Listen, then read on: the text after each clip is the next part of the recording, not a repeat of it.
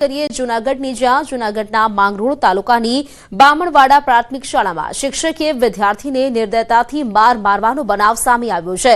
8મા ધોરણના 13 વર્ષીય વિદ્યાર્થીને નિર્દયતાથી માર મારવામાં આવ્યાની ઘટના સામે આવતા ચકચાર મચી ગઈ છે। માત્ર પાટીઓ લાવવા જેવી સામાન્ય બાબતે શિક્ષકે ગુસ્સામાં આવીને વિદ્યાર્થીને માર માર્યો હોવાનો આક્ષેપ કર્યો છે। મારના કારણે બાળકને ગંભીર ઇજાઓ પહોંચી હતી અને તેને સારવાર માટે હોસ્પિટલમાં ખસેડવો પડ્યો। આ ઘટનાને લઈને જિલ્લા શિક્ષણ અધિકારીએ તપાસના આદેશ આપ્યા છે। 5 દિવસમાં અહેવાલ માંગવામાં આવ્યો છે। જો તપાસમાં આક્ષેપો સાચા સાબિત થશે તો જવાબદાર શિક્ષિકા સામે કડક વિભાગીય કાર્યવાહી કરવામાં આવશે। ઘટનાની જાણ થતાં વાલીઓમાં પણ ભારે રોષ ફાટી નીકળ્યો છે અને સંડોવાયેલા શિક્ષકને તાત્કાલિક સસ્પેન્ડ કરવાની માંગ ઉઠી છે।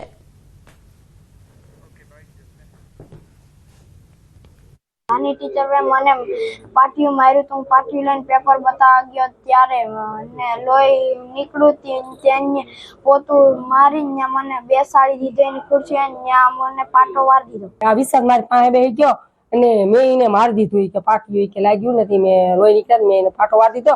મેં કીધું કે બેન તમારે ભણાવવાના હોય, તમારે આવા મારવાના હોય તો એ કે ભૂલ થઈ ગઈ, મારાથી મરાઈ ગઈ। જે તમે કહો એ પૈસા દઈએ તમે છે ને કેસ બેસ કઈ કરતા નહીં। મારા માકરના છોકરા હોય ને એટલે એ બધાને મારે, બીજા છોકરાને કોઈને નથી મારતા। જેને પાછળ પડી જાય ને પાછળ પડી જ જાય। એ નોકરી ઉપરથી ઉતરી જવા જોઈએ, અહીંયાથી અહીંયા રહેવા જ ન જોઈએ।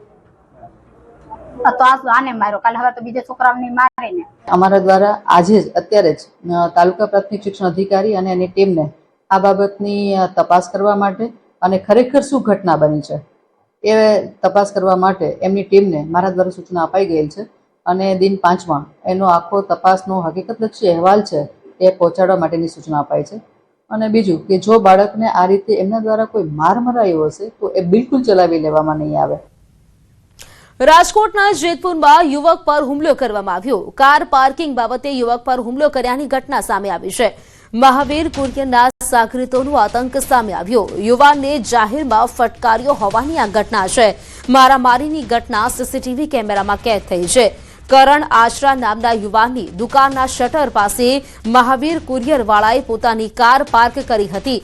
યુવાને પોતાની દુકાન આગળથી કાર હટાવી અન્ય જગ્યાએ પાર્ક કરવાનું કહેતા ઉશ્કેરાયેલા કુરિયરના માણસોએ યુવાન પર હુમલો કર્યો હતો। સામાન્ય બોલાચાલીએ ઉગ્ર સ્વરૂપ ધારણ કરતા બંને શખ્સોએ યુવાનને પકડીને તેની બેરહેમીથી ઢોર માર માર્યો હતો। મારામારીની આ સમગ્ર ઘટનાના સીસીટીવી ફૂટેજ પણ સામે આવ્યા છે, જેમાં હુમલાખોરો સ્પષ્ટ દેખાઈ રહ્યા છે। ઇજાગ્રસ્ત યુવાન કરણ આશરાને તાત્કાલિક સારવાર માટે હોસ્પિટલમાં ખસેડવામાં આવ્યો છે। સુરતના રાંદેરમોરા ભાગળમાં લૂંટની ઘટના। આંગળીયા પેઢીના વ્યક્તિ પાસેથી 35 લાખની લૂંટ ચલાવવામાં આવી। એક્ટિવા પર આવેલા 2 શખ્સોએ લૂંટ ચલાવી હતી। કારના કાચ તોડીને લૂંટ ચલાવી ફરાર થઈ ગયા। સુરત પોલીસની કામગીરી અને સુરક્ષા સામે અત્યારે સવાલ ઉઠી રહ્યા છે, તો સ્થાનિક પોલીસ સહિત ક્રાઇમ બ્રાન્ચની ટીમ પણ ઘટના સ્થળે પહોંચી ચૂકી છે। તો આંગળીયા પેઢીના વ્યક્તિ પાસેથી 35 લાખની લૂંટ ચલાવવામાં આવી હતી, જેના સીસીટીવી પણ સામે આવ્યા છે। એક્ટિવા પર 2 શખ્સો આવે છે અને જે કાચ તોડીને ગાડીમાંથી પૈસા લઈને લૂંટીને ત્યાંથી ફરાર થઈ જાય છે। આંગળીયા પેઢીના વ્યક્તિ પાસેથી લગભગ 35 લાખની લૂંટ ચલાવવામાં આવી છે, ત્યારે પોલીસની જે કામગીરી છે તેની પર પણ સવાલ ઉઠી રહ્યા છે।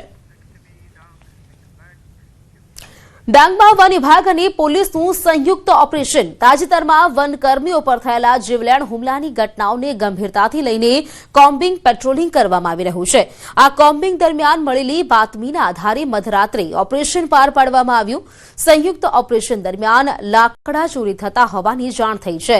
મધરાત્રે વન વિભાગ અને પોલીસની ટીમને જોઈને લાકડા ચોરો ગભરાઈ ગયા હતા અને પકડાઈ જવાના ડરે વાહન છોડીને ત્યાંથી અંધારાનો લાભ લઈ જંગલમાં ભાગી છૂટવામાં સફળ રહ્યા હતા।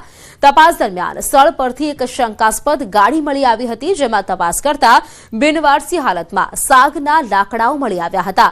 આ સમગ્ર કાર્યવાહીમાં તંત્ર દ્વારા વાહન સહિત કુલ 3,29,750નો મુદ્દામાલ જપ્ત કરવામાં આવ્યો છે। વન વિભાગે આ બાબતે કાયદેસરનો ગુનો નોંધીને ઝીણવટભરી તપાસ શરૂ કરી છે।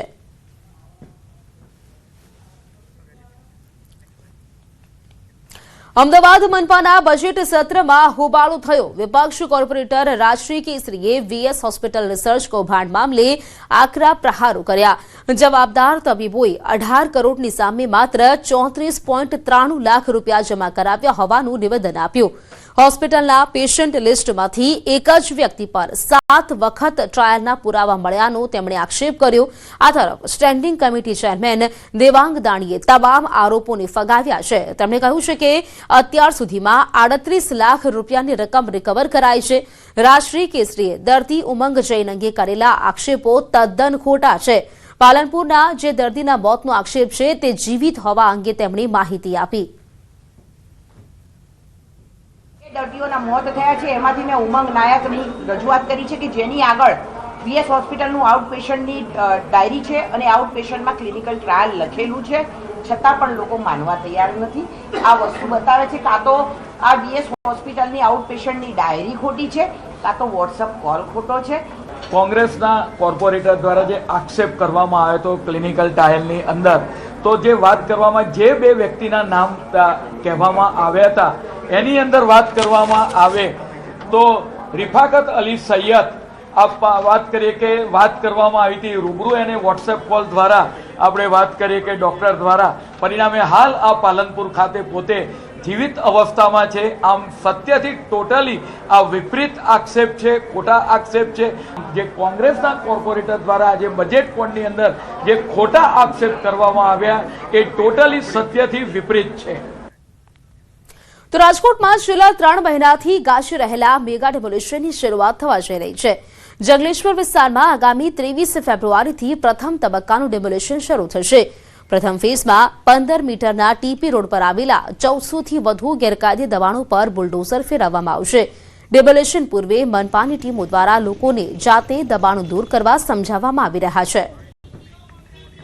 અમે 25 વર્ષથી રહીએ છીએ. અમારી પહેલાના 50 વર્ષથી 60 વર્ષથી રહે છે. અમારા બચ્ચા ભણતા હોય, અમારા બચ્ચા કામે બહાર જતા હોય, કઈ રીતનું અમારા છોકરા પૂરું કરે કે અમે ભાડા ભરી હગી એમ નથી, તો અમારે બીજા મકાન નથી, તમને અમને મકાનની વ્યવસ્થા કરી દો.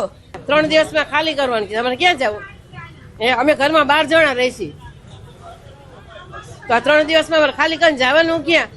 અસંધારા ઉઠાવતા નથી, દુકાન અરજી પાડે છે. ધંધો કરવો, રહેવાનું ગોતવું, ક્યાં ગોતવું? અમારે ધંધા બંધ કરી દેવા, શું કરવાનું? કે સોમવારથી અમે ટીપી શાખાના જે રોડ છે, ટીપી રોડ છે, એ રોડના દબાણમાં જેટલી પણ મિલકતો આવે છે જેનું અગાઉથી માર્કિંગ પણ થયેલું છે, અગાઉ અનેક વખત નોટિસો પણ આપવામાં આવેલી છે, એ નોટિસ સંદર્ભે અને હવે જે સોમવારે કામગીરી કરવાની છે એ પહેલાં અમે એવો સમજાવવાનો પ્રયત્ન કરીએ છીએ કે અમુક મકાનો એવા છે કે દુકાનો એવી છે કે જેમાં 1.5 મીટર 1 મીટર કે અડધો મીટરનું કપાત આવે છે, ક્યાંક 2 મીટરનું કપાત આવે છે. રાજકોટ મહાનગરપાલિકાના મશીનો દ્વારા જ્યારે કપાત કરવામાં આવે અને એમને વિશેષ નુકસાન થાય એની કરતાં ઈચ્છનીય છે કે એ લોકો પોતાની જાતે જ પોતાનું દબાણ દૂર કરે. આખી કામગીરીને 7 અલગ અલગ ઝોનમાં વહેંચવામાં આવી છે અને 7 ઉપર ક્લાસ 1 કક્ષાના અધિકારીઓ ઝોન વાઇઝ એમાં મોનિટર કરશે અને એમની પણ વ્યવસ્થાઓ થશે અને એક કંટ્રોલ રૂમ પણ બાજુમાં રહેશે. આપણે જણાવીએ કે લગભગ 1400થી વધારે મકાનો અંદાજિત આ બધું આ ફર્સ્ટ ફેઝ ઓફ ડિમોલિશનમાં આની અંદર આવશે.